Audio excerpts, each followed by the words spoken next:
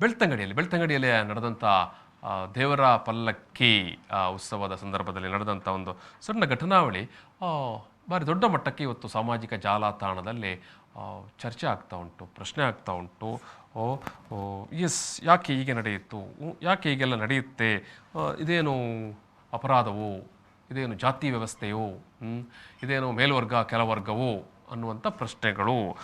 ಗೌಡ ಸಾರಸ್ವತ ಬ್ರಾಹ್ಮಣ GSP ಸಮುದಾಯದ ಲಾಯಿಲಾ ಶ್ರೀ ವೆಂಕಟರಮಣ ದೇವಸ್ಥಾನದ ದೇವರ ಪಲ್ಲಕ್ಕಿಯನ್ನು ಸ್ಥಳೀಯ ಶಾಸಕರಾಗಿರುವಂಥ ಹರೀಶ್ ಪೂಂಜಾ ಅವರು ಪಲ್ಲಕ್ಕಿಗೆ ಹೆಗಲು ಕೊಟ್ಟಿರುವಂಥ ವಿಚಾರ ನೀವು ಇಲ್ಲಿ ನೋಡ್ತಾ ಇದ್ದೀರಿ. ಈ ದೃಶ್ಯದಲ್ಲಿ ಹೆಗಲು ಕೊಟ್ಟಿರುವಂಥ ವಿಚಾರ ಭಾರಿ ದೊಡ್ಡ ಮಟ್ಟಕ್ಕೆ GSP ಸಮುದಾಯದ ಒಳಗಡೆ ಇಲ್ಲಿ ಗಮನಿಸಬೇಕಾದ ವಿಚಾರ. ಒಂದು ಸಮುದಾಯದ ಒಳಗಡೆ ಅದು ಭಾರಿ ದೊಡ್ಡ ಮಟ್ಟದಲ್ಲಿ ಆಕ್ಷೇಪಕ್ಕೆ ಕಾರಣವಾದಂಥ ವಿಚಾರ. ಸಾರ್ವಜನಿಕ ರಸ್ತೆಯಲ್ಲಿ ನಡೀತಾ ಇದ್ದಂಥ ಪಲ್ಲಕ್ಕಿ ಉತ್ಸವ ಎಲ್ಲ ದೇವಸ್ಥಾನಗಳಲ್ಲೂ ನಡೆಯುತ್ತೆ. ಎಲ್ಲ ಊರಿನ ಜಾತ್ರೆಗಳ ಸಂದರ್ಭದಲ್ಲೂ ಕೂಡ ಎಲ್ಲೆಲ್ಲಿ ಈ ರೀತಿಯ ಪಲ್ಲಕ್ಕಿ ಮೆರವಣಿಗೆ ಇರುತ್ತೆ, ಪಲ್ಲಕ್ಕಿ ಉತ್ಸವ ಇರುತ್ತೆ. ಅಲ್ಲಲ್ಲಿ ಆಯಾಯ ಊರಿನಲ್ಲಿ ಆಯಾಯ ಸಂಪ್ರದಾಯದ ನೆಲೆಯಲ್ಲಿ ನಡೀತಾ ಇರುವಂಥದ್ದು ನಾವು ಬಹುತೇಕವಾಗಿ ನಮ್ಮ ಕರಾವಳಿ ಭಾಗದಲ್ಲಿ ಈ ರೀತಿಯ ಪಲ್ಲಕ್ಕಿ ಉತ್ಸವವನ್ನು ನೋಡ್ತೇವೆ. ದೇವಸ್ಥಾನದ ದೇವರ ಉತ್ಸವ ಮೂರ್ತಿಯನ್ನು ಪಲ್ಲಕ್ಕಿಯಲ್ಲಿ ಇರಿಸಿಕೊಂಡು ಮಾಡುವಂಥ ಒಂದು ಪಲ್ಲಕ್ಕಿ ಉತ್ಸವ ಅಥವಾ ಪಲ್ಲಕ್ಕಿ ಸೇವೆ ಒಂದು ನಿಗದಿತ ಪ್ರದೇಶ ತನಕ ಅಥವಾ ಒಂದು ನಿಗದಿತ ಒಂದು ಪಾಯಿಂಟ್ ತನಕ ಈ ರೀತಿಯ ಹಾಗೆ ಈ ಒಂದು ದೇವರನ್ನು ಪಲ್ಲಕ್ಕಿಯಲ್ಲಿ ಉತ್ಸವ ಮೂರ್ತಿಯನ್ನು ಪಲ್ಲಕ್ಕಿಯಲ್ಲಿ ಇರಿಸಿ ಕೊಂಡೋಗಿ ಮೆರವಣಿಗೆ ಮೂಲಕ ಸಾವಿರಾರು ಜನ ಕೂಡ ಇರ್ತಾರೆ. ಎದುರು ಭಾಗದಲ್ಲಿ ಪಲ್ಲಕ್ಕಿ ಇರುತ್ತೆ, ಪಲ್ಲಕ್ಕಿಯಲ್ಲಿ ದೇವರ ವಿಗ್ರಹವನ್ನು ಇಟ್ಟಿರ್ತಾರೆ, ಉತ್ಸವ ಮೂರ್ತಿಯನ್ನು ಇಟ್ಟಿರ್ತಾರೆ. ಹೆಚ್ಚಾಗಿ ಉತ್ಸವ ಮೂರ್ತಿಯನ್ನು ಇಟ್ಟಿರ್ತಾರೆ. ಅದನ್ನು ಒಂದಷ್ಟು ಪಲ್ಲಕ್ಕಿ ಉರ್ಲಿಕ್ಕೆ ಅಂತ ಎಲ್ಲ ಊರಿನಲ್ಲೂ ಎಲ್ಲ ದೇವಸ್ಥಾನಗಳಲ್ಲೂ ಕೂಡ ಅದಕ್ಕೊಂದು ನಿಗದಿಪಡಿಸಿಕೊಂಡಿರ್ತಾರೆ. ಇಂಥವರು ಇಷ್ಟು ಮಂದಿ ಅಂತ. ಉಳಿದವರೆಲ್ಲ ಅದರ ಹಿಂದೆ ಮುಂದೆ ಯಾಕಂತ ಹೇಳಿದ್ರೆ ಪಲ್ಲಕ್ಕಿ ಹೋಗುವಾಗ ಬೇರೆ ಬೇರೆ ಸಂಪ್ರದಾಯಗಳು, ನಿಶಾನೆ ಹಿಡಿಯುವಂಥದ್ದು ಅಥವಾ ಬೆಳಕು ಹಿಡಿಯುವಂಥದ್ದು ಇವೆಲ್ಲ ಇರುತ್ತೆ. ಜಾಗಟೆ ಬಾರಿಸುವಂಥದ್ದು, ಶಂಖ ಓದುವಂಥದ್ದು, ಚೆಂಡೆಯವರು, ಓಲಗದವರು, ಕೊಂಬಿನವರು ಎಲ್ಲ ಇರುವಂಥದ್ದೆಲ್ಲ ಬೇರೆ ಬೇರೆ ಬೇರೆ ಬೇರೆ ಸ್ವರೂಪದಲ್ಲಿ ಇರುತ್ತೆ. ಆದರೆ ಇನ್ ಜನರಲ್ ಆಗಿ ಒಟ್ಟು ಪಲ್ಲಕ್ಕಿ ಉತ್ಸವ ಅಥವಾ ನಾವು ರಥೋತ್ಸವದಲ್ಲಿ ಕೂಡ ನೋಡ್ತೇವೆ, ರಥವನ್ನು ಎಳೆಯುವಂಥದ್ದು, ತೇರು ಅಂತ ಹೇಳ್ತೇವೆ, ತೇರು ಎಳೆಯುವಂಥದ್ದು ಅಂತ. ಪ್ರಶ್ನೆ, ಹರೀಶ್ ಪೂಂಜಾ ಅವರು ಪಲ್ಲಕ್ಕಿಗೆ ಹೆಗಲು ಕೊಟ್ಟಿರುವಂಥದ್ದನ್ನು ಒಂದು ವಿವಾದವಾಗಿ ಸಾರ್ವಜನಿಕ ವಿವಾದ ಆಯಿತು ಅಂತ ಕೇಳಿದರೆ ಸಾರ್ವಜನಿಕ ವಿವಾದ ಅಲ್ಲ, ಆದರೆ ಒಂದು ಸಮುದಾಯದ ಒಳಗೆ ನಡೆದಂಥ ವಿವಾದ. ಒಂದು ಸಮುದಾಯದ ಒಳಗಡೆ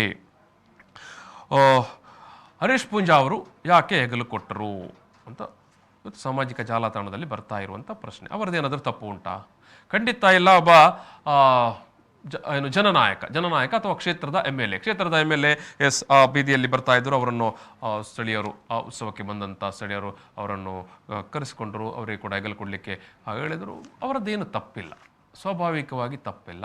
ಅವರು ಭಕ್ತರು ಕರೆದಾಗ ಜನಪ್ರತಿನಿಧಿಗಳು ಬರುವಂಥದ್ದು, ಹೋಗುವಂಥದ್ದು, ಮಾಡಬೇಕಾದ ಸೇವೆ ಮಾಡುವಂಥದ್ದು ಅಥವಾ ಶ್ರಮದಾನನೋ ಅಥವಾ ಸೇವೆನೋ ಯಾವುದೇ ಕೂಡ ಅದು ಎಲ್ಲ ಕಡೆ ಇರುವಂಥದ್ದೇ.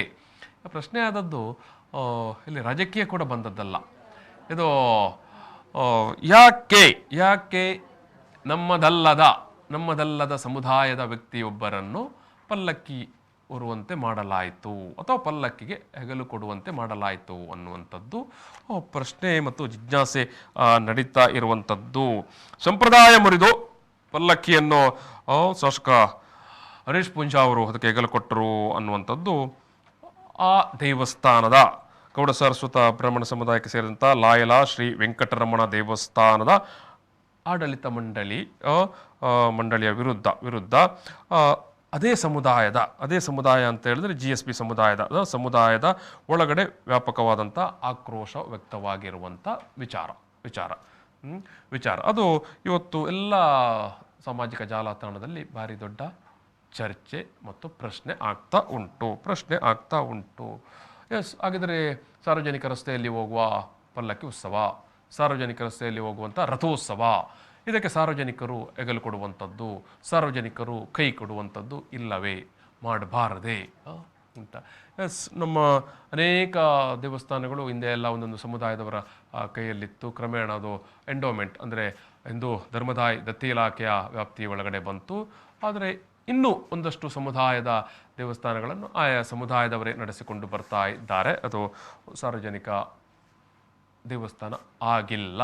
ನಮ್ಮ ಸಮುದಾಯದವರು, ನಮ್ಮ ಸಮುದಾಯದ ಆಡಳಿತ ಮಂಡಳಿ ಅಂತ ತುಂಬ ದೇವಸ್ಥಾನಗಳು ನಡೆದುಕೊಂಡು ಬರ್ತಾ ಉಂಟು. ಕಾನೂನಿನಲ್ಲಿ ಕೂಡ ಅದಕ್ಕೆ ಅವಕಾಶಗಳು ಇದ್ದಾವೆ. ಸೊ ಅದು ಆ ಮಟ್ಟಿಗೆ ಇರಲಿ. ಆದರೆ ಸಾರ್ವಜನಿಕ ರಸ್ತೆಯಲ್ಲಿ ಹೋಗ್ತಾ ಇದ್ದಂಥ ಸಂದರ್ಭದಲ್ಲಿ ಪ್ರಸಾದ ಕೊಟ್ಟದ್ದು ಹರೀಶ್ ಪೂಂಜಾ ಅವರು ತನ್ನೆಲ್ಲ ಕಾರ್ಯಗಳನ್ನು ಆ ದಿವಸದ ದಿನಚರಿಯನ್ನು ಮುಗಿಸಿಕೊಂಡು ತನ್ನ ಮನೆಗೆ ಹೋಗುವಂಥ ಸಂದರ್ಭದಲ್ಲಿ ಅಂತ ಬಂದಿರುವಂಥ ವರದಿಗಳು. ಅಲ್ಲಿ ಅವರು ಈ ಒಂದು ಪಲ್ಲಕ್ಕಿ ಉತ್ಸವವನ್ನು ನೋಡಿ ಅವರ ಕಾರಿನಿಂದ ಇಳಿತಾರೆ. ಸೊ ಆ ಸಂದರ್ಭದಲ್ಲಿ ಅವರಿಗೆ ಕೊಡಬೇಕಾದಂಥ ಪ್ರಸಾದವನ್ನು, ಸಾಮಾನ್ಯವಾಗಿ ಏನು ಪಲ್ಲಕ್ಕಿ ಉತ್ಸವ ಅಥವಾ ರಥೋತ್ಸವಗಳು ಸಾಗ್ತಾ ಇರುವಂಥ ಸಂದರ್ಭದಲ್ಲಿ ಅಲ್ಲಿ ಪ್ರಸಾದ ಕೊಡುವಂಥದ್ದು ಇರುತ್ತದೆ. ಆ ಪ್ರಸಾದ ಕೊಟ್ಟಂತೂ ಅವರು ಸ್ವೀಕರಿಸಿದ್ದಾರೆ. ಅದಾದ ನಂತರ ಒಂದಿಬ್ಬರು ಯುವಕರು ಅವರನ್ನು ಕರೆದು ಬನ್ನಿ ನೀವು ಕೂಡ ಪಲ್ಲಕ್ಕಿಗೆ ಹೆಗಲು ಕೊಡಿ ಅಂತ ಅವರನ್ನು ಆಹ್ವಾನ ಮಾಡಿದ್ದಾರೆ. ಎಸ್, ಅವರನ್ನು ಕರೆದದಕ್ಕೆ ಅವರು ಸ್ವಾಭಾವಿಕವಾಗಿ ಪಲ್ಲಕ್ಕಿಗೆ ಹೆಗಲು ಕೂಡ ಕೊಟ್ಟಿದ್ದಾರೆ. ಎಸ್, ಮತ್ತು ಪಲ್ಲಕ್ಕಿ ಉತ್ಸವ ಮುಗಿದಿದೆ. ನಂತರ ಉಂಟಾಗಿರುವಂಥ ಘಟನೆ ಇದು. ಇದು ಮೊನ್ನೆ ಕಾರ್ತಿಕ ಹುಣ್ಣಿಮೆಯ ದಿವಸ ನಡೆದಿರುವಂಥ ಘಟನೆ ಇದು. ಆ ನಂತರ ನಡೆದಂಥ ವಿಚಾರ ಅಲ್ಲಿ ಅದು ಭಾರಿ ದೊಡ್ಡ ಈಗ ಪ್ರಶ್ನೆ ಆಗಿರುವಂಥದ್ದು. ಸಮುದಾಯ ಒಂದು ಪ್ರಶ್ನೆ, ಎರಡನೆಯದು ಎರಡನೆಯದ್ದು ಒಂದು ಸಮುದಾಯದ್ದೇ ಪ್ರಶ್ನೆ. ಇವರು ಯಾಕೆ ಈ ರೀತಿಯ ಪ್ರಶ್ನೆಗಳನ್ನು ಎತ್ತಿದ್ರು ಅಂತ. ಇನ್ನೊಂದು ಕೂಡ ಸಮುದಾಯದ್ದೇ ಪ್ರಶ್ನೆ. ಅಂದರೆ ಹರೀಶ್ ಪೂಂಜಾ GSP ಸಮುದಾಯದವರಲ್ಲ. ಅಲ್ಲಿ ಮೇಲ್ನೋಟಕ್ಕೆ ಕಾಣಿಸಿದ ಮತ್ತು ಕಾಣುವ ಪ್ರಶ್ನೆಗಳಿದೆ ಎರಡು. ಒಂದು, ನಮ್ಮ ಸಮುದಾಯದವರೇ ಪಲ್ಲಕ್ಕಿ ಹೊರಬೇಕಾಗಿತ್ತು. ಎರಡನೆಯದು, ಹರೀಶ್ ಪೂಂಜಾ ನಮ್ಮ ಸಮುದಾಯದವರಲ್ಲ, ಅವರಿಗೆ ಹೆಗಲು ಕೊಟ್ಟರು. ಬಹುಶಃ ಇದೇ ತರ್ಕ ಇರುವಂಥದ್ದು ಇಲ್ಲಿ. ಯಾಕಂತ ಹೇಳಿದ್ರೆ ಅವರನ್ನು ಹೆಗಲು ಕೊಡಲಿಕ್ಕೆ ಆಹ್ವಾನ ಮಾಡಿದ ಯುವಕರನ್ನು ಆಮೇಲೆ ಏನು ದೇವಸ್ಥಾನದ ಆಡಳಿತ ಮಂಡಳಿಯವರು ತುರ್ತು ಸಭೆ ಕರೆದು ಮತ್ತೆ ಕಾಶಿಮಠದ ಸ್ವಾಮೀಜಿಯವರ ಬಳಿಗೆ ಘಟನೆಗೆ ಕಾರಣರಾದ ಯುವಕರನ್ನು ಕರೆದುಕೊಂಡು ಹೋಗಿ ಅಲ್ಲಿ ಅವರ ಹತ್ರ ವಿಚಾರವನ್ನು ತಿಳಿಸಿ, ಆಮೇಲೆ ಸ್ವಾಮೀಜಿಯವರು ಈ ಯುವಕರಿಗೆ ದೇವರ ನಡೆಯಲ್ಲಿ ತೆಂಗಿನಕಾಯಿಯನ್ನು ಇಟ್ಟು ದೇವರಲ್ಲಿ ತಮ್ಮಿಂದಾದ ಪ್ರಮಾದದ ಬಗ್ಗೆ ತಪ್ಪು ನಿವೇದನೆ ಮಾಡಿ ಕ್ಷಮಾಪಣೆ ಕೇಳುವಂತೆ ಸೂಚಿಸಿದ್ದರು. ಅದರಂತೆ ಬುಧವಾರ ದಿವಸ ಇಬ್ಬರು ಯುವಕರು ಕೂಡ ಶಾಸ್ತ್ರೋಕ್ತವಾಗಿ ವಿಧಿವಿಧಾನದಂತೆ ತಪ್ಪು ಕಾಣಿಕೆ ಸಲ್ಲಿಸಿದ್ದಾರೆ ಅನ್ನುವಂಥ ಮಾಹಿತಿ ಇದೆ. ಎಸ್, ಅಂದರೆ ಹರೀಶ್ ಪೂಂಜಾನ ಬದಲಿಗೆ ಬೇರೆ ಯಾರಾದರೂ ಅವರದೇ ಸಮುದಾಯದವರು ಅದೇ ದಾರಿಯಾಗಿ ಹೋಗ್ತಾ ಇದ್ದವರು ಒಂದು ವೇಳೆ ಪಲ್ಲಕ್ಕಿ ಉತ್ಸವಕ್ಕೆ ಹೆಗಲು ಕೊಟ್ಟಿದ್ದರೆ ಈ ಪ್ರಶ್ನೆ ಬರ್ತಾ ಇತ್ತಾ ಅನ್ನುವಂಥ ಪ್ರಶ್ನೆಗಳನ್ನು ಇವತ್ತು ಸಾಮಾಜಿಕ ಜಾಲತಾಣದಲ್ಲಿ ಮಾತನಾಡುವವರು, ಬರೆಯುವವರು ಎತ್ತಿದ್ದಾರೆ. ಇಲ್ಲಿ ಎಸ್, ಮತ್ತು ವಿಧಿವಿಧಾನ ಸಂಪ್ರದಾಯಗಳ ವಿಚಾರಕ್ಕೆ ಕೂಡ ಬರುವಾಗ ಅಲ್ಲೂ ಕೂಡ ಒಂದು ಮಾತಿದೆ. ಹರೀಶ್ ಪೂಂಜಾ ಅವರು ಬೆಳಗ್ಗೆ ಮನೆಯಿಂದ ಹೊರಟವರು, ರಾತ್ರಿ ಮನೆಗೆ ಹೋಗ್ತಾ ಇದ್ದವರು, ನೂರಾರು ಕಾರ್ಯಕ್ರಮಗಳಿಗೆ, ಸಭೆ ಸಮಾರಂಭಗಳಿಗೆಲ್ಲ ಹೋಗಿ ಬಂದಿರ್ತಾರೆ. ಅವರು ನೇರವಾಗಿ ಬಂದು ಈ ರೀತಿ ಪಲ್ಲಕ್ಕಿಗೆ ಹೆಗಲು ಕೊಡುವಂಥದ್ದು ಎಷ್ಟು ಸರಿ ಸಂಪ್ರದಾಯ, ವಿಧಿ ವಿಧಾನ, ಆಚರಣೆಗಳ ಪ್ರಕಾರ ಅನ್ನುವಂಥ ಒಂದು ಪ್ರಶ್ನೆ ಕೂಡ ಇದೆ.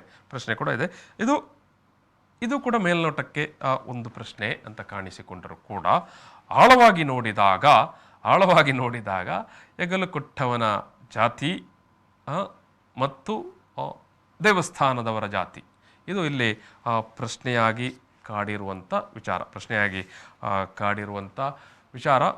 ಬಟ್ ನಾವು ಅದಕ್ಕೆ ಯಾವುದೇ ರೀತಿಯ ಏನು ವಿಚಾರಗಳನ್ನು ಅಥವಾ ಟೀಕೆಗಳನ್ನು ಟೀಕೆ ಮಾಡಲಿಕ್ಕೆ ಎಲ್ಲರೂ ಕೂಡ ಏನು ಸಮರ್ಥರೆ ಅದು ಅಥವಾ ಅವರವರ ಕಾನ್ಷಿಯಸ್ಗೆ ಬಿಟ್ಟದ್ದು. ಬಟ್ ನಾವು ತುಂಬ ಸುಧಾರಣೆ ಆಗಬೇಕಂತ ಹೇಳ್ತೇವೆ, ಮಾತಾಡ್ತೇವೆ, ಭಾಷಣ ಮಾಡ್ತೇವೆ, ನಾವೆಲ್ಲರೂ ಒಂದೇ ಅಂತ ಹೇಳ್ತೇವೆ.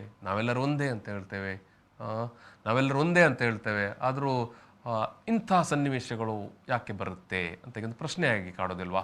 ಈಗ ನಾನು ಆರಂಭದಲ್ಲಿ ಹೇಳಿದಾಗೆ ಪಾಪ ಹರೀಶ್ ಪೂಂಜಾ ಅವರು ಕ್ಷೇತ್ರದ ಎಮ್ ಎಲ್ ಎ ಅನ್ನೋ ಒತ್ತಾಯಪೂರ್ವಕವಾಗಿ ಅಥವಾ ಮನಪೂರ್ವಕವಾಗಿ ಕರೆದಾಗ ಅವರು ಪಲ್ಲಕ್ಕಿಗೆ ಹೆಗಲು ಕೊಟ್ಟದ್ದು ಅದು